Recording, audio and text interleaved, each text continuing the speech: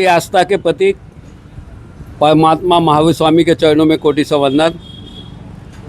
आज प्रभु की जयंती के अवसर पर राजनांदगांव नगर में जो शोभा यात्रा निकली है, सचमुच भी समाज की एकता, संगठन को प्रदर्शित करती हुई, अपनी भक्ति भावना को दर्शाती हुई ये यात्रा बहुत ही सफलतापूर्वक और बहुत अधिक संख्या में लोगों ने इसमें हिस्सा लिया है।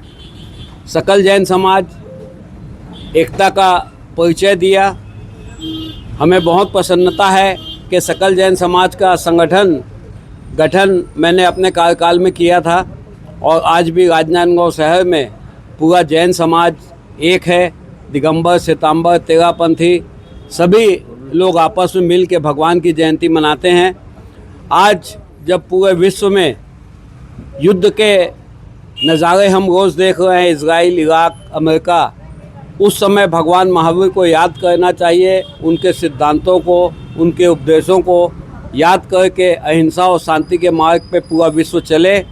जियो और जीने दो जैसे सिद्धांत को अपने जीवन में अमल करें तो निश्चित रूप से हम विश्व में सुख, चैन, अमन और शांति को कर सकते हैं।